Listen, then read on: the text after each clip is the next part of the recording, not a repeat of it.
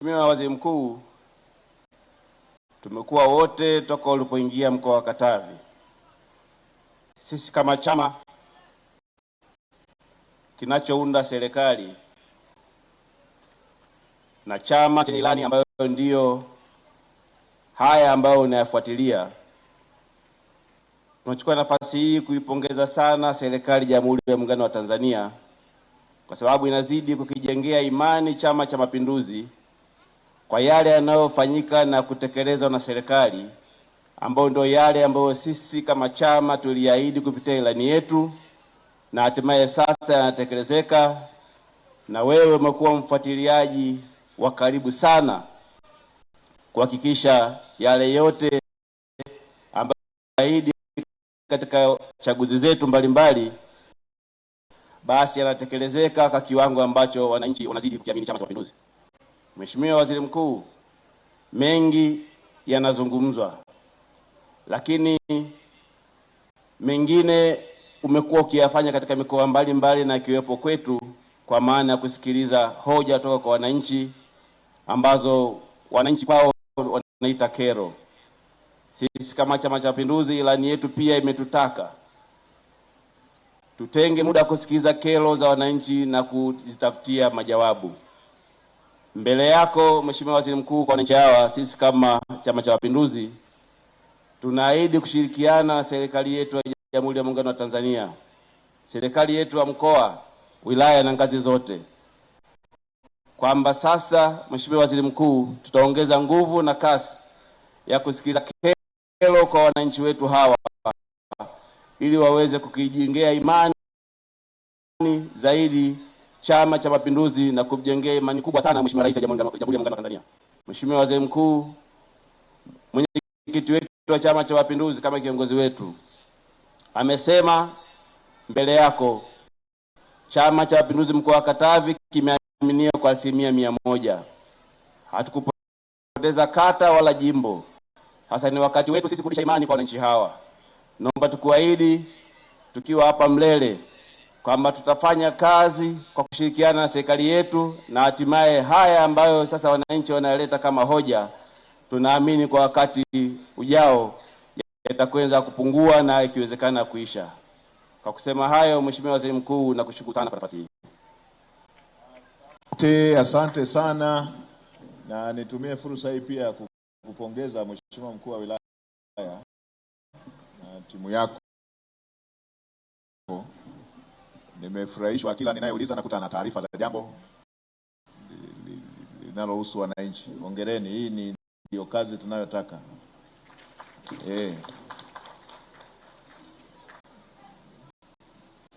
Meenda paka anayekaimu taarifa anazo. Tunataka watu wawe bize na shughuli za wananchi, wawe bize kupokea na kutatua kero za wananchi. Ndo maana ya kuwa na ofisi. Hatujataka kuwa na ofisi kila eneo ili tugawane madaraka. Tunataka tusogeze huduma kwa wananchi. Nikupongeze sana Mheshimiwa Mkuu wa Wilaya na timu yako. Endeleeni, msiweke kiporo. Tatueni kila jambo linaloweza kutatuliwa, linalowazidi kimo, pelekeni ngazi ya juu. Na wananchi, mkiwa na jambo nendeni ofisi zetu za umma, tena andike na jina na hoja ulioipeleka. Tunataka kila mtu apimwe uwezo wake, anatatua matatizo kwa kiwango gani, anasimamia shughuli kwa kiwango gani. Mheshimiwa Naibu Waziri, mwenyeji wetu, karibu.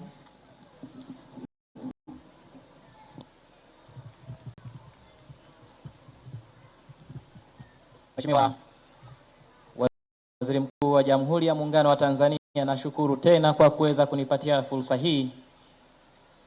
Lakini kikubwa ni kutaka kukushukuru Mheshimiwa Waziri Mkuu. Tunashukuru sana kwa ziara yako hii. Na wananchi umeona kabisa kwamba muda wote wanakupigia makofi, maana yake wanaridhika na namna ambavyo unatatua changamoto zao, hasa zile za papo kwa papo. Na kwa niaba yao nikushukuru sana Mheshimiwa Waziri Mkuu.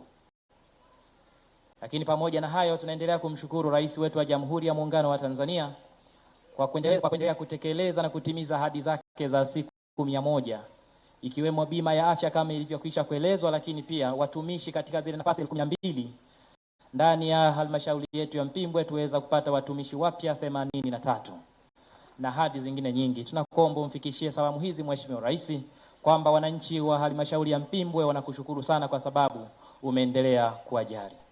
Lakini pia kwa niaba ya wananchi hawa, ofisi ya mbunge wa jimbo hili na naibu waziri wa fedha tumeandaa kidogo zawadi kwako Mheshimiwa Waziri Mkuu, kilo za mchele 300. Tutaomba utaratibu sasa namna gani tunakukabidhi hizi za wanajimbo pamoja na wananchi hawa wote na mbunge wao aliyesimama hapa mbele yako.